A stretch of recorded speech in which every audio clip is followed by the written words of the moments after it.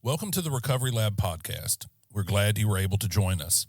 Recovery Lab hopes to destigmatize addiction and normalize recovery. Our platform provides an avenue to share the many stories of those that have recovered from addiction, providing for the listener the most basic antidote to addiction. Hope.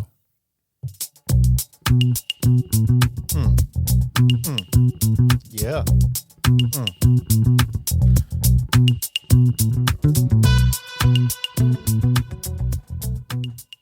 All right, everybody, we're back. This is episode number 80 of the Recovery Lab podcast series. I'm Drew Hassan. I'm Daniel Anderson. We are the Recovery Lab.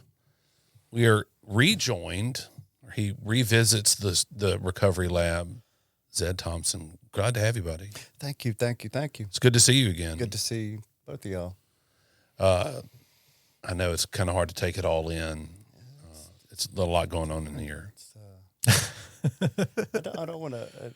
It's not oppressive, but it's It's stimulating. it is definitely stimulating.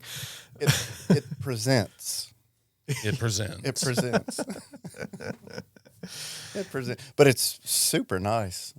I'm really happy that y'all were able to do everything that you've done. This is all his doing. Oh, I didn't do anything in here. I don't. Drew helped me with everything in here. Drew didn't do anything. No. It's So I just want to take a second and before you instructed us to take the breath or take the minute breath, it's pretty remarkable what a minute of paying attention to the breath does to the system. That will always amaze me. It's Never a bad idea. never a bad idea. No, I learned that from somebody that's sitting in here. I do believe. Well, I mean, I was sitting in my head when we were talking earlier. I was like, oh my gosh, what am I supposed to? Yeah, no, I kind of felt that. I felt that a little bit. And so I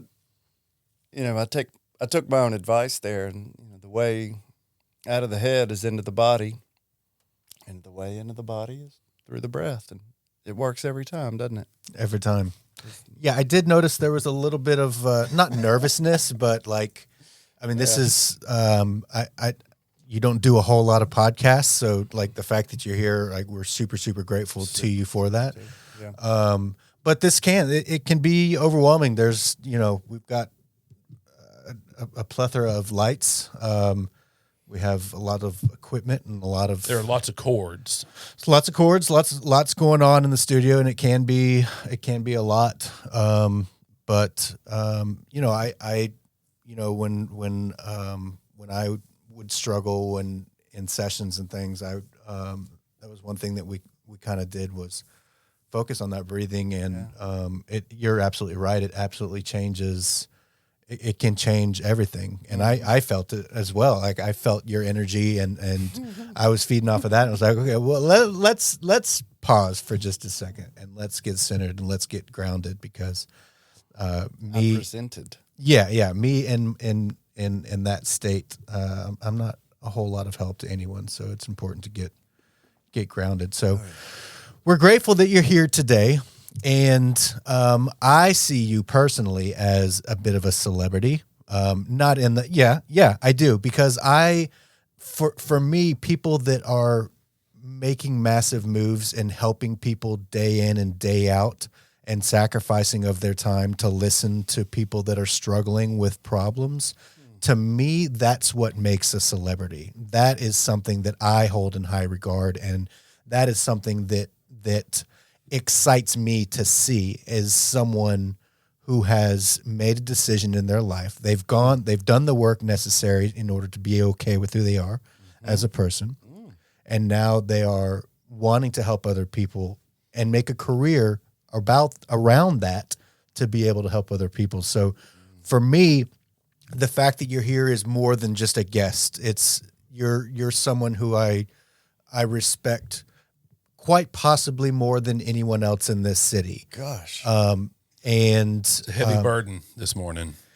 And so Take another minute. I don't want to waste a single second. I feel like me Okay. blabbering my mouth is doing just that. So, Drew, let's hop into what we were talking about just a second.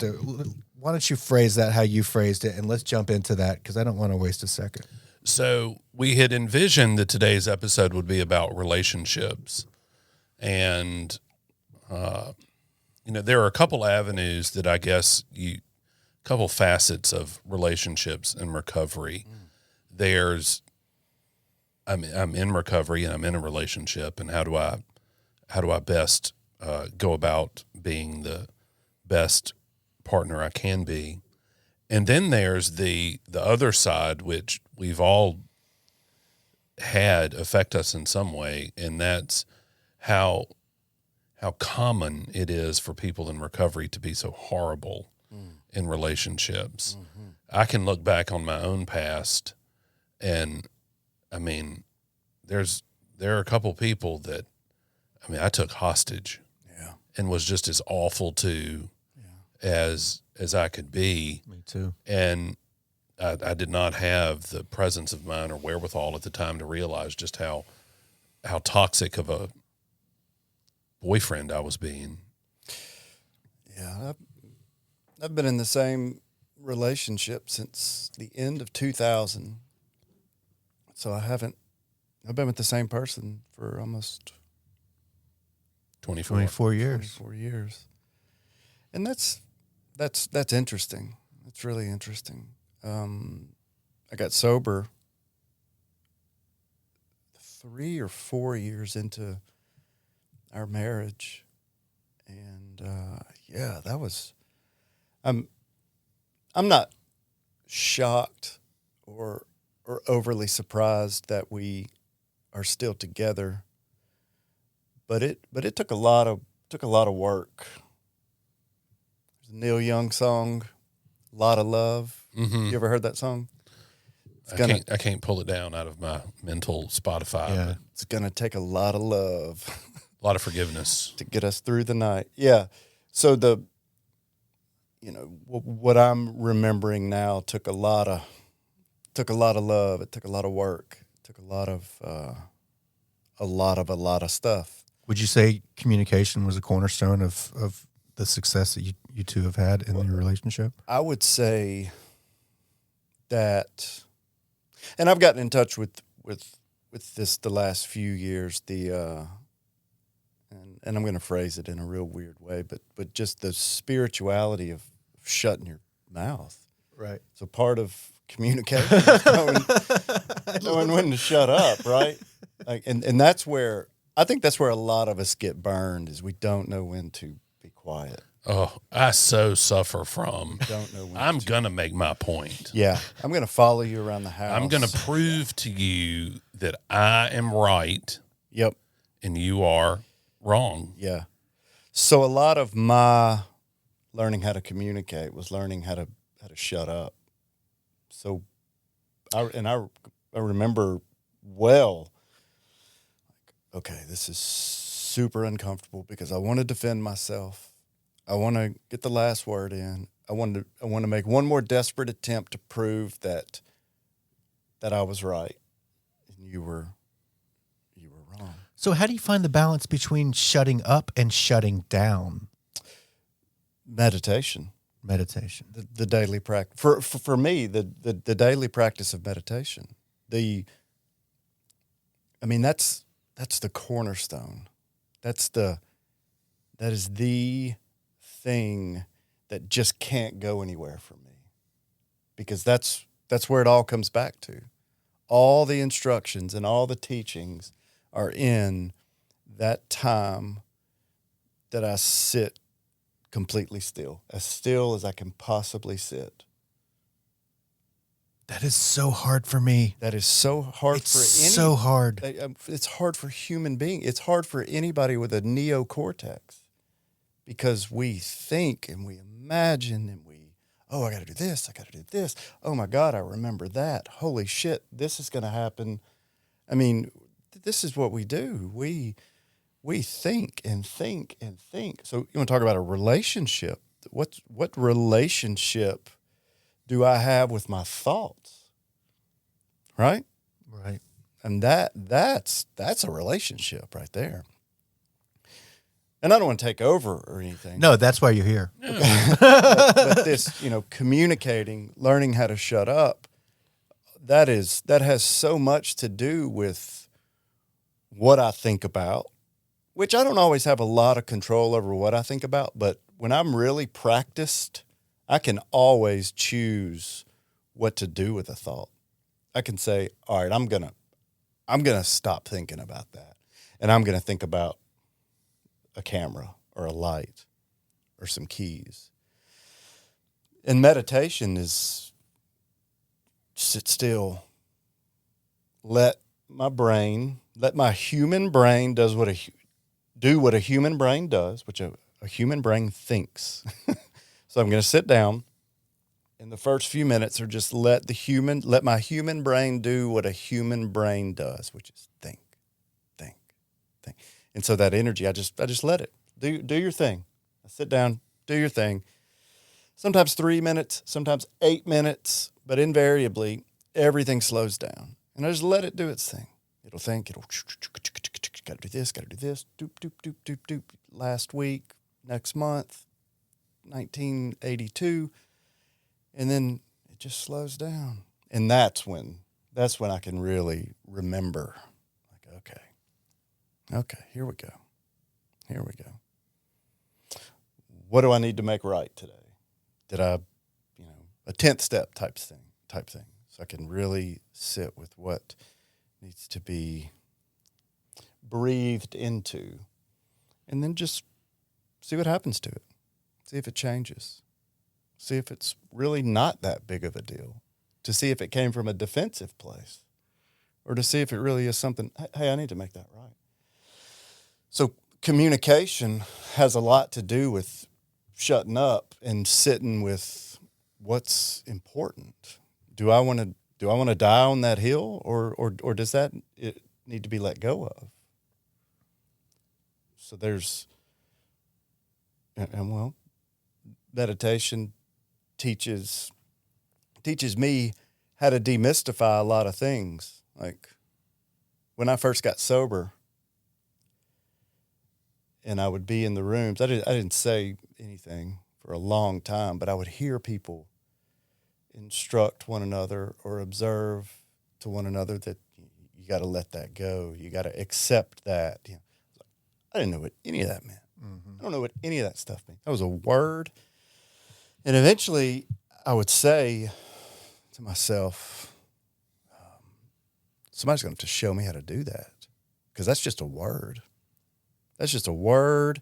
And if that word gets involved with my thoughts at that time, that doesn't mean anything. So how do I turn?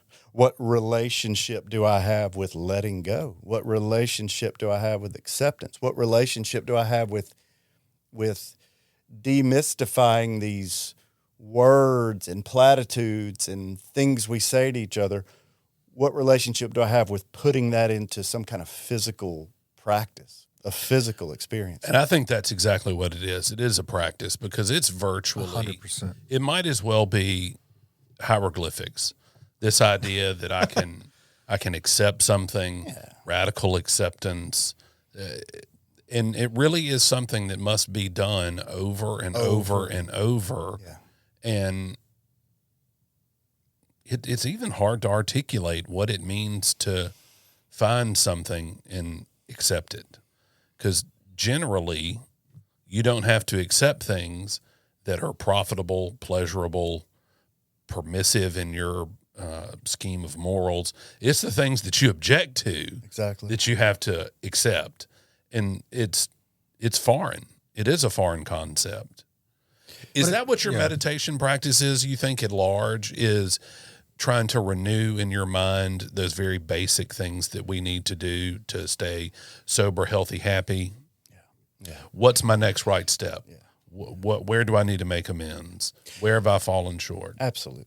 And I learned that this system, this nervous system, this psyche, all this stuff, and this may not be the same for everybody, but this, and I'm pointing to myself, has to have stillness.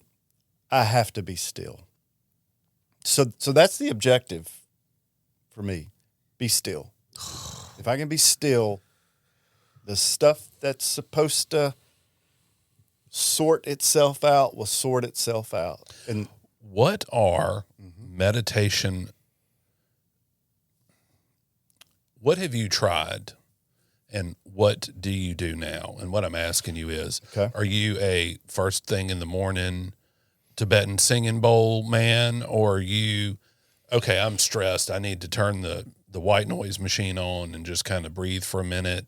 What have you tried? What works well for you? What have you discarded? do you mean to tell you exactly what I do? Yes. Okay. So each morning, except for Tuesdays and Thursdays, and I'll get into that in just a second. Okay. Each morning, I have 20 minutes. I have a timer on my phone, that Insight timer. I set it for, there's a bell that goes off 16 minutes into the meditation. So there's the opening bell, and then I've got a little bitty singing bowl, and I invite that bell 3 times. And then I sit completely still until the bell at 4 minutes goes off. And that's when I do the prayer. Same prayer every day. What is that prayer? I breathe in and I recite the Serenity Prayer, but one line of the Serenity Prayer with each out breath. So it's breathe in, God. And I try to do the original, you asked for it, the original pronunciation of the name of God was the sound of the breath. Right. The original spelling and pronunciation of Yahweh was. So I thought, why not invoke the name of God through the breath? So I would say God, or I'll do the, and then grant me the serenity. And then I go through the Serenity Prayer, breathe in, one line. And then I get, at the end of the Serenity Prayer, I took 3 or 4 lines from the extended version of the Serenity Prayer. So after the God grant me the serenity, accept the things that cannot change, courage to change things that can, win wisdom, know the difference. Just for today. And I'll breathe in. Accepting hardship as the pathway to peace. And then I improvised here. So I may remember that grateful people are happy, and peace is a way of being alive. Every day. Is this obviously there's a big difference between motivation and discipline. Is this something that is this is discipline? This is You are not discipline. motivated to do this every single day? Oh, hell no. With the exception of This Tuesday is- and Thursday. Well, Tuesday and Thursday, you want me to tell you what that is real quick, and then Yes. I'll go into the next thing? That is sauna meditation. I refer to it as sweat lodge meditation. Okay. So I get in the sauna, and I sit for 25 minutes in the sauna. And that's usually right after I've gone running or I've done an exercise regimen. I'll sit in the sauna for 25 minutes. And you want to talk about trying to sit still in the 170-degree sauna, 16, 17, 18 minutes in, is the hardest thing in the whole wide world for me to do. And so I'm really having to, wow, because I'm present. Trust me, I'm not thinking about much. And the only thing I'm thinking about is I cannot wait for this 25-minute mark to get here.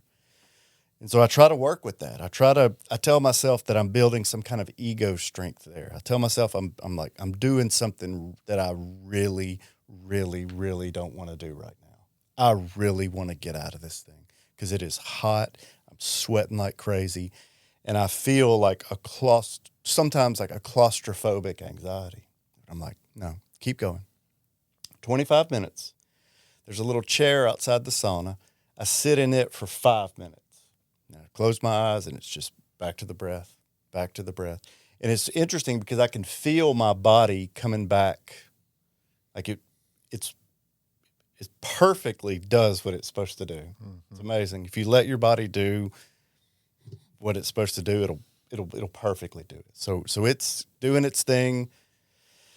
I'm closing my eyes, and then 5 minutes. So at 30 minutes, I get back in the sauna for 10 minutes.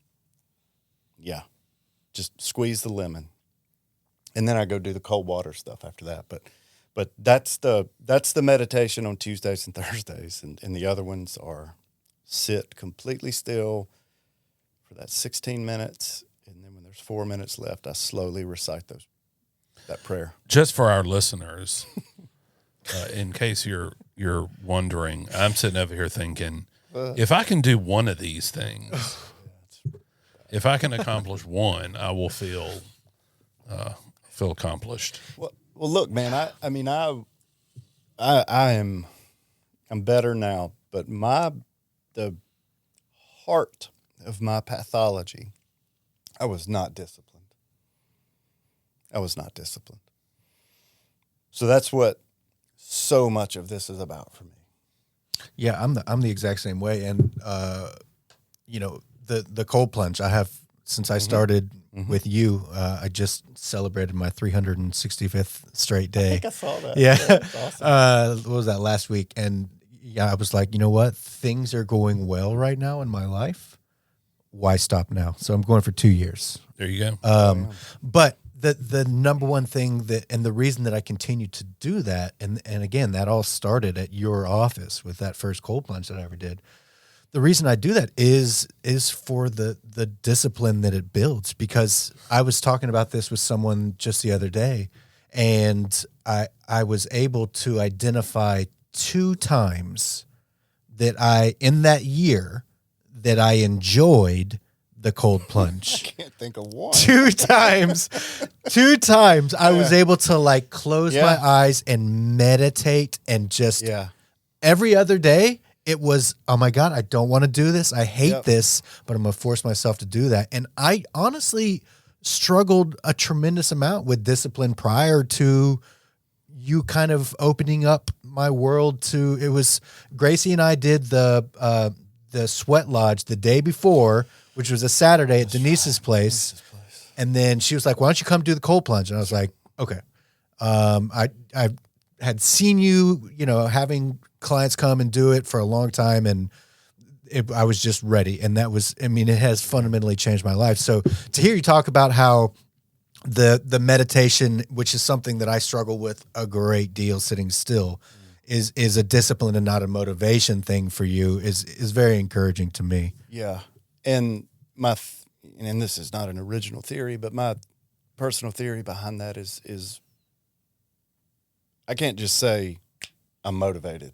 Yeah. It's created and maintained by doing things that you want to do and things that you don't want to do. Right. It's especially the things that you don't want to do. Yeah, it's exactly like gratitude. Gratitude, like when I first came in the program, like people the thought of having a gratitude meeting was just laborious. It made my soul melt in a horrible, horrible way. But what I've come to realize through listening and shutting up and listening is gratitude, just like anything else that's difficult but worthwhile, is a practice, and it takes time, and it takes, so that I have to remove the shame surrounding not being able to do it perfectly. I have to remove that from the equation in order to be able to kind of get back to a base level to be able to start and begin working on the gratitude and the attitude of gratitude, which I hate. I hate that term more than anything, the attitude of gratitude, but there's nothing else that is more impactful in my life than that statement. If I have an attitude of gratitude, the day is going to be better. If I'm pissed off and not grateful for what I have, the day is going to be absolute shit. And that's without question. That's every time. Just the way it is. So yeah, I don't know. It's very encouraging to hear you talk about the motivation versus discipline on this 100%. It's all about discipline. Yeah. It's all about discipline. And doing it over and over. How much of your practice do you think is devoted to trying to convince people of the propriety of doing healthy ego building exercises, endeavors? Like, for example, cold plunge or working out or... I mean, we Or are you trying to convince, or are you trying to lead by example? I also... No, I mean, I try to leave my stuff out of it until it's necessary to say, hey, this is what I do, and it might help you. I absolutely promote, as early as possible when working with someone, practice. This paradigmatic thing around practice. Like, practice is everything. It's not, I'm going to have a good day. No, it's grateful people are happy. I'm going to move my body to create and maintain the motivation. So I've got the attitude and I've got the doing, and that stuff comes together. And I'm motivated. So for a little while, then I have to keep that going. But that doesn't make as much sense to people as introducing all of this to them as practices. Practice. Because everybody's got the little league memory of the coach or the dad or whomever. Like, hey, we got to practice this. We got to get out there in the yard and we got to throw this baseball. Practice makes perfect. Practice makes perfect. Practice. What's the same for spirituality? It's the same for relationships. It's the same for all that stuff. Anything worth anything has to be practiced. And the effect of that is incredible. Now, discipline has to, I mean, you have the word practice, you have the word discipline, you have the word motivation. These are not the same words, but they sit in the on same universe. Yeah, they sit on the same couch together. Sure. Yeah, so when I first started going to the gym, I was listening to these, the guy that does the Daily Stoic podcast. Yeah. I love that guy. Yeah. And I don't know if it was on that one or if it was just on a related reel. I learned about the benefit of deriving, if you can kind of psych your brain into producing the dopamine as a result of your efforts and not as a result of your goal attainment, then you will be benefited in the long run. Like, instead of saying, okay, I'm going to feel good about this when I have a six pack, if you can tell yourself, I'm going to feel good about this Because this hard work I'm putting in. hard work I'm putting in. And if I can go to the gym 5 out of 7 mornings, then, okay, I went today. 1 out of 7, I'm there. 2 out of 7, dopamine. And you have to kind of change your mindset and how you view what is the goal. Is the goal to be Swami on the mountaintop, meditating in boiling oil or in snow and ice naked? Or is it that I'm practicing doing this? that's awesome.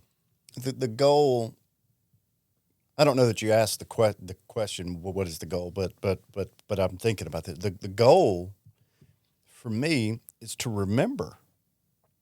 To remember. Because that part I talked about earlier that I put into the prayer.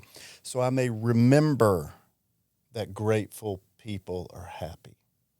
Remember that last week when I did this on Monday, Tuesday, Wednesday, Thursday, Friday, I felt great. So let me remember that works.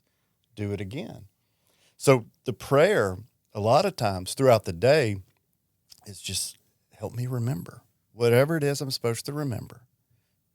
Remember what got me here. I'm confused. Okay. Help me remember what I usually do when I'm confused. Well, I come back to the breath. Take a minute and resettle. Get the nervous system back online. There's so many good things to remember. So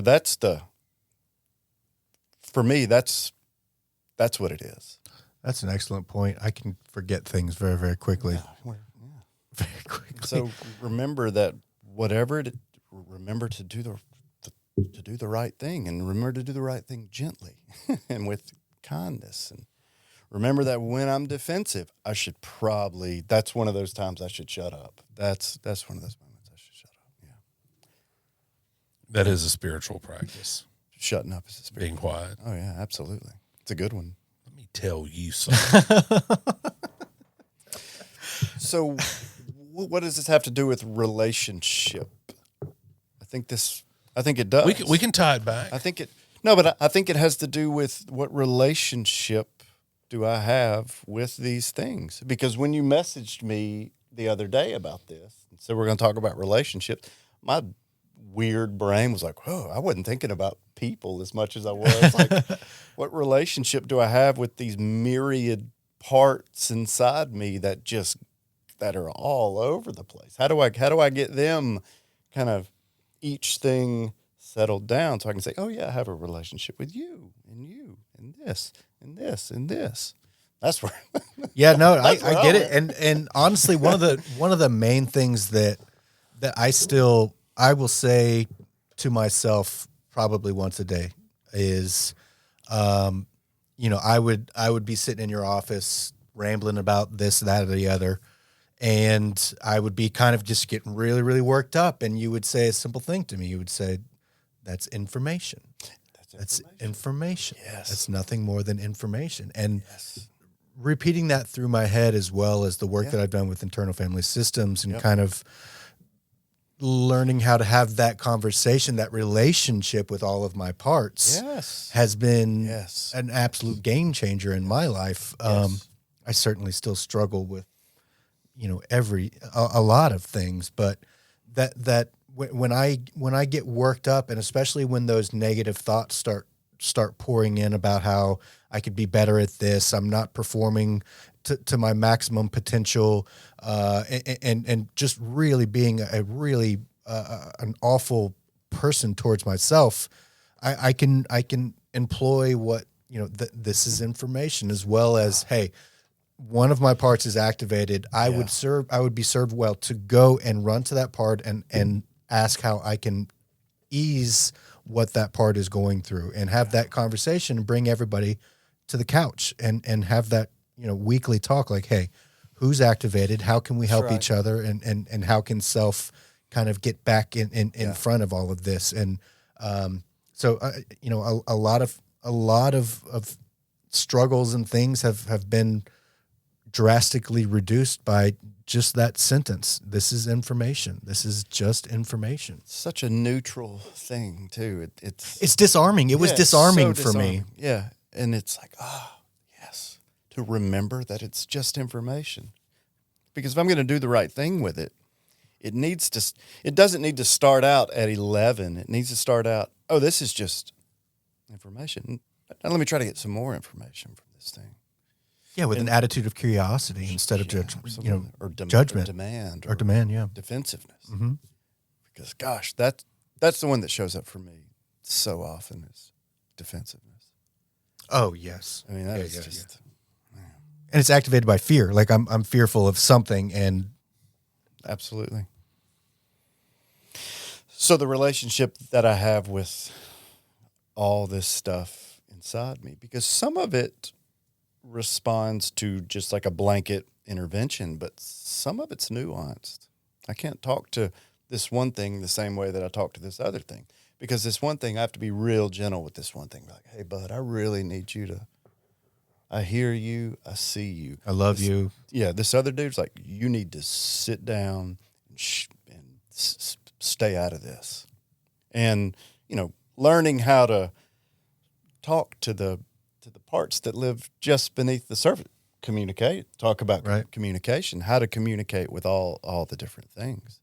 Because on one day, it might be the empathic, gentle, I see you, I hear you, I love you. And the next day, like I said a moment ago, it's like, hey. You need to shut up. Yeah, you need to stay out of the way. And thankfully, after developing and maintaining relationships with those parts, I know how to talk to that guy who lives just under the skin, the guy who used to run the show, the guy who was, the addiction guy. I mean, he's reactionary. Yeah, but of course. he also was just trying to protect you and make you feel loved. And he also, that's the same guy that got us here, right? Right. Like, I can't.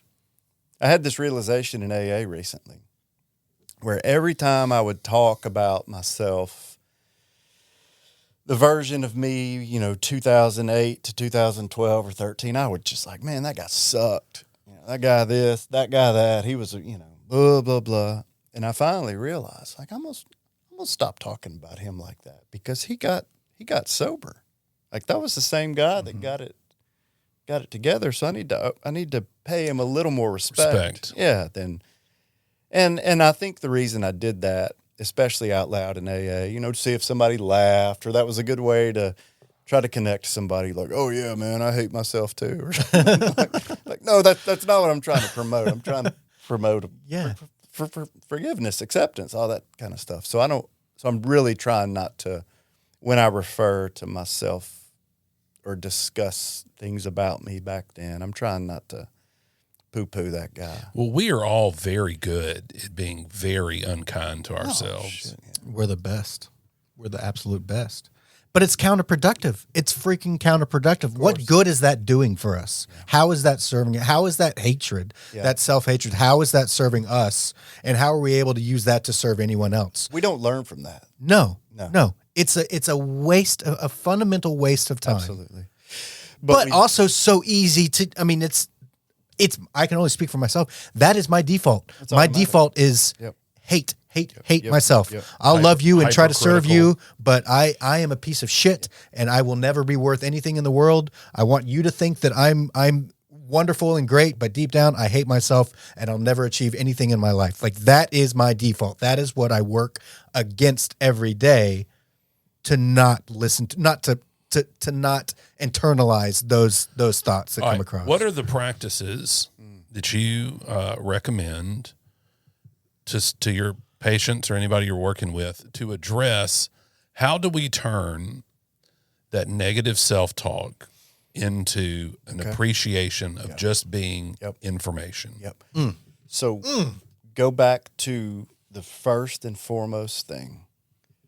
Develop a meditation practice. 3 minutes. I don't say sit down for 20 minutes. I say sit down for 2 minutes. Sit down for 3 minutes. Get yourself to where you can sit still. Because if you can't sit still, you can't observe. So sit still. Learn how to sit still. Then learn how to observe what you think about. Try to observe your thoughts as an observer, not as a participant.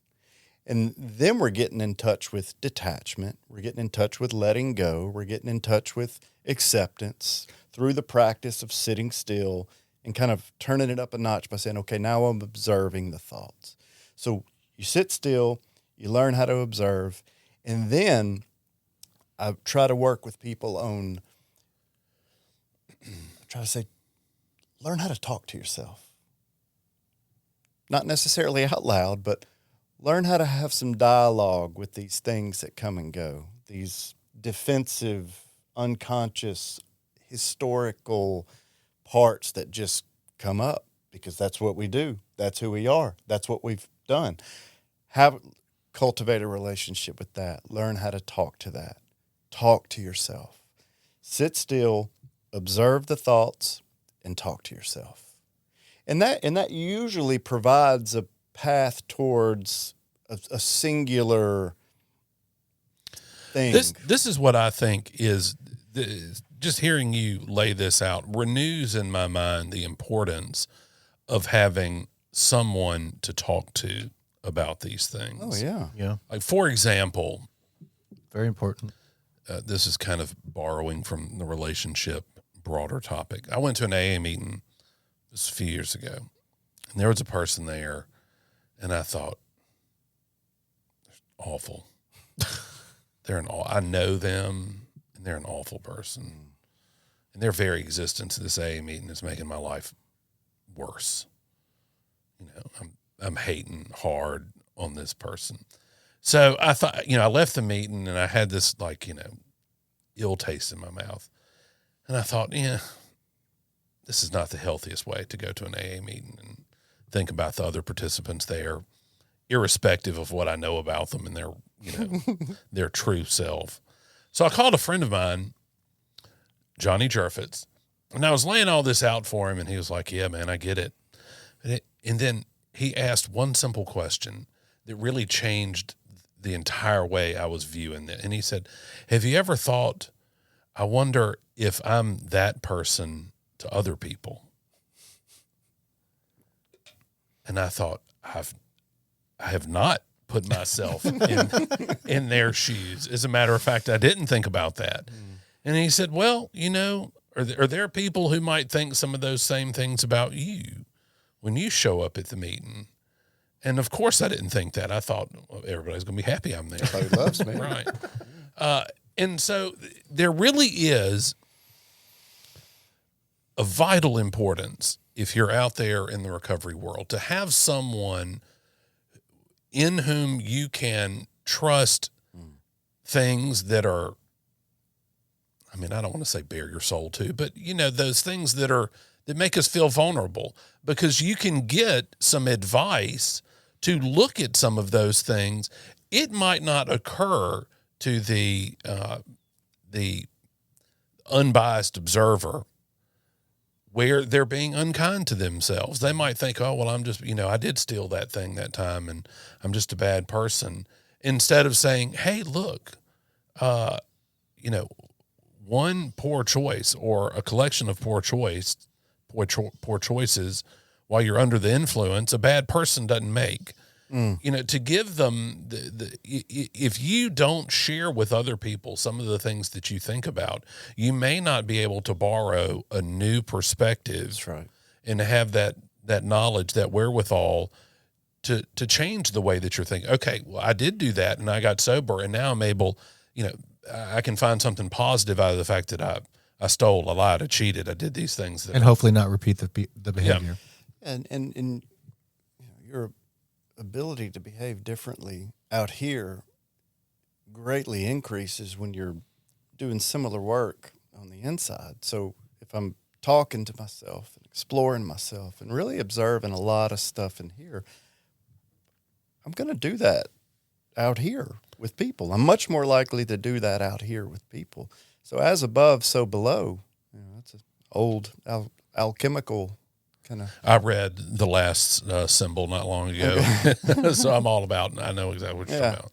And Brother Johnny's a special guy. He's a good dude. Oh, I love him. Oh yeah, I'd love him dearly. Yeah. Thanks for saying his name. Throw his name out there. Yeah. Shout out. What's up, Johnny? So, all right. So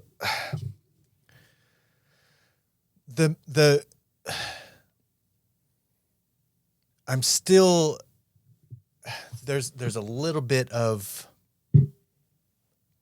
guilt, maybe a tiny bit of shame in my inability to sit still. So for someone who is, sitting still and meditating is perhaps one of the furthest things that they can wrap their head around. What would you say to someone like myself that would encourage them to give it a shot? Don't give up. Just like, what is something that I can say to myself that, hey, this is worthwhile. Give it 3 minutes and things will improve.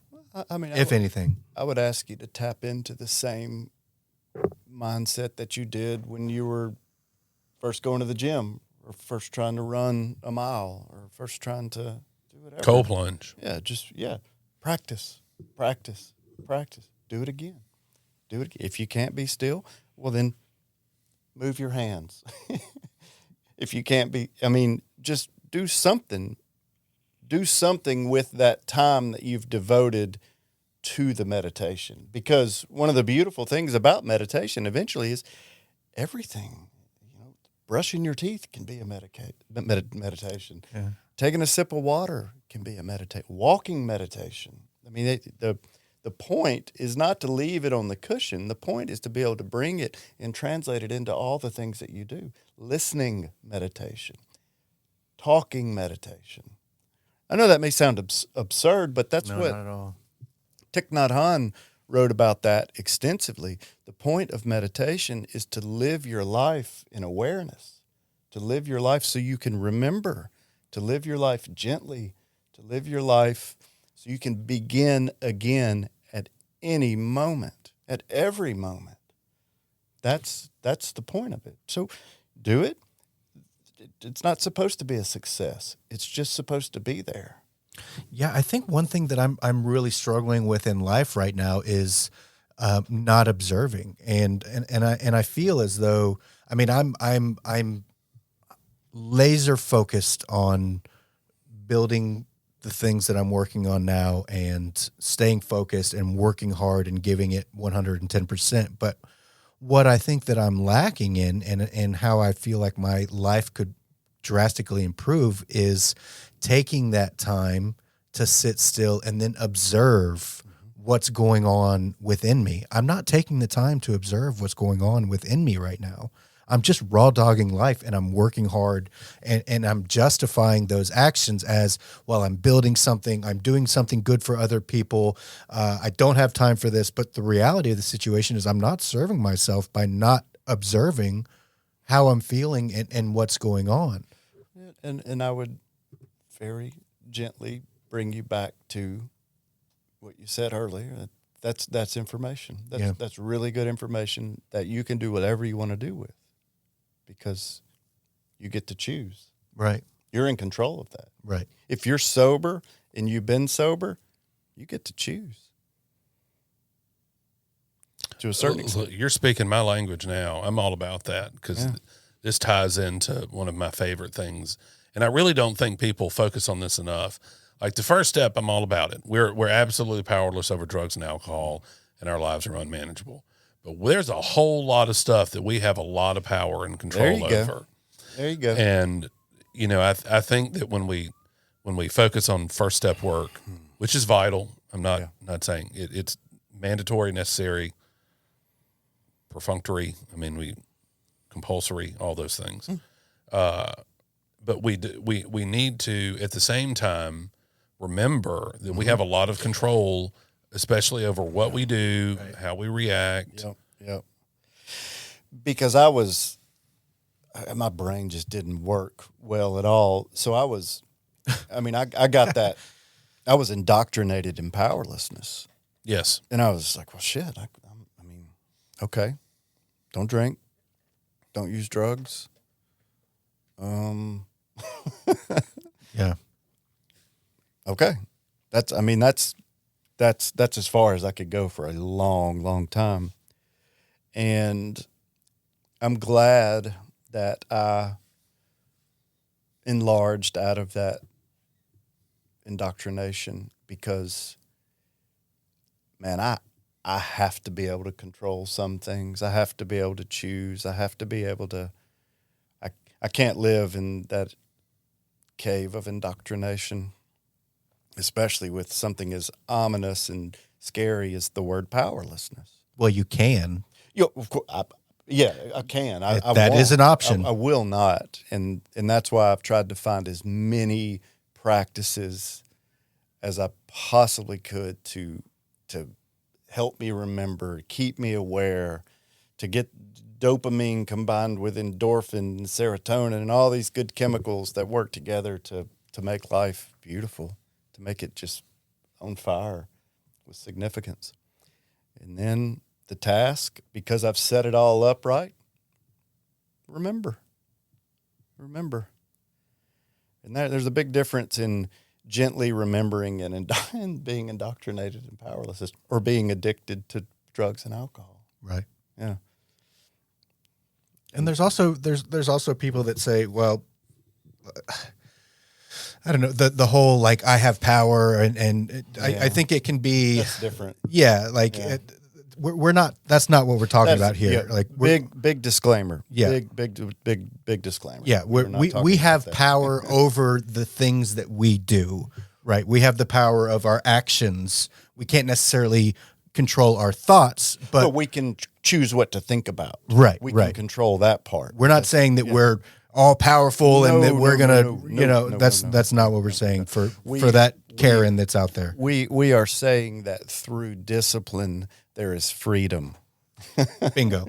Yeah, Exactly right. Yeah. I can choose to go to an AA meeting. exactly. I can choose to make a healthy decision here, Right. or healthier decision. And as I spiritually enlarge, I find the things that I can change. And the better I am at changing those things, there is a sense of empowerment. So Well, instead it's of the healthy ego that you mentioned at the very Right. beginning. yeah, ego strength. It's ego strength. Ego strength.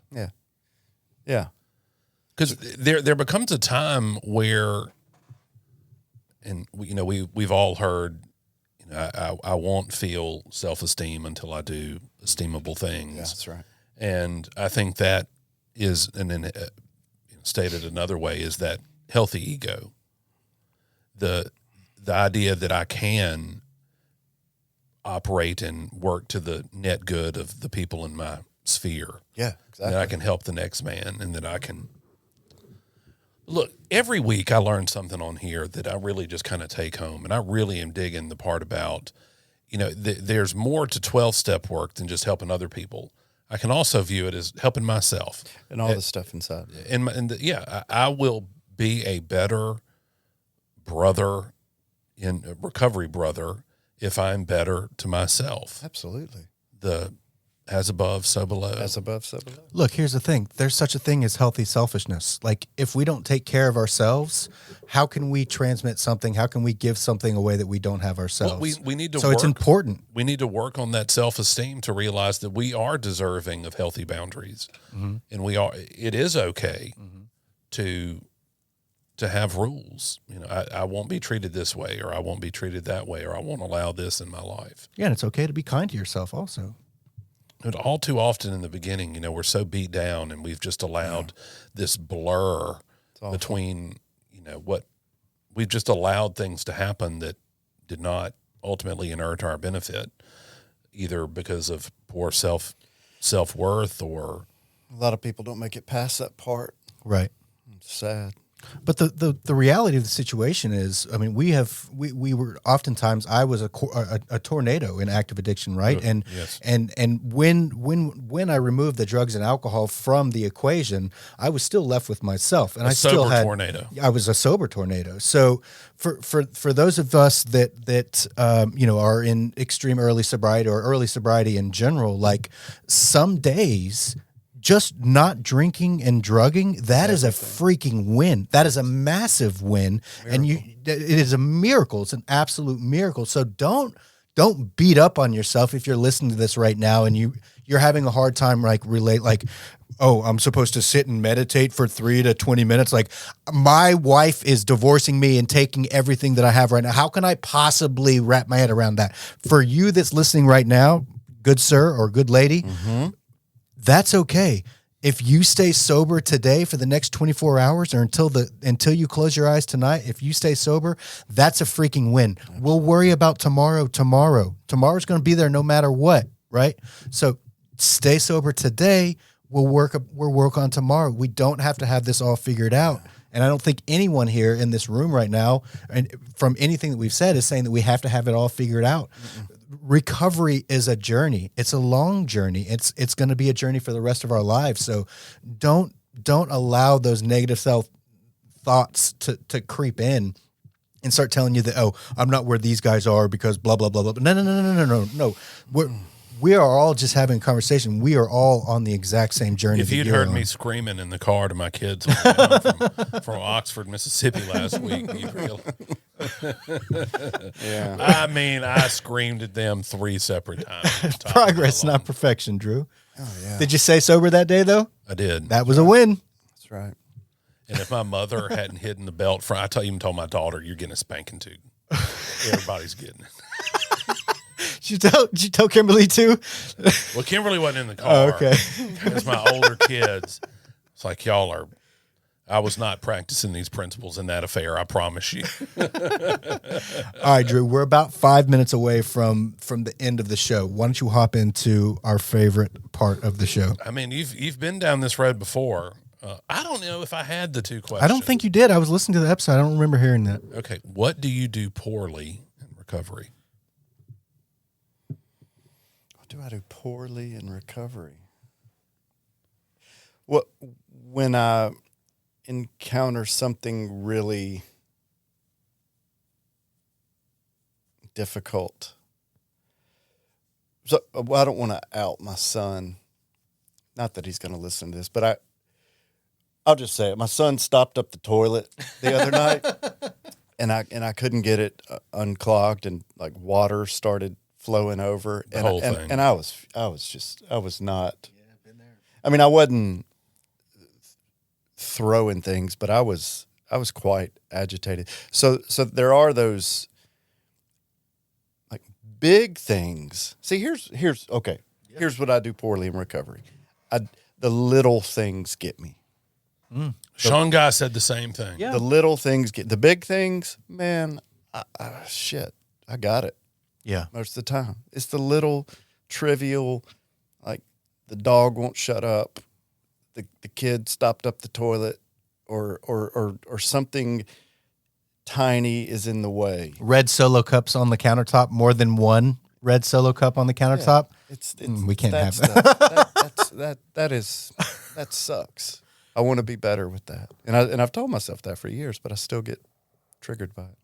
Progress. What do you do well in your recovery? Okay, discipline, doing the same stuff over and over and over, doing the stuff, the meditation, the exercise, the stuff that I've laid out and have told myself, you have to do this stuff. Staying disciplined around the things that I've told myself I have to do.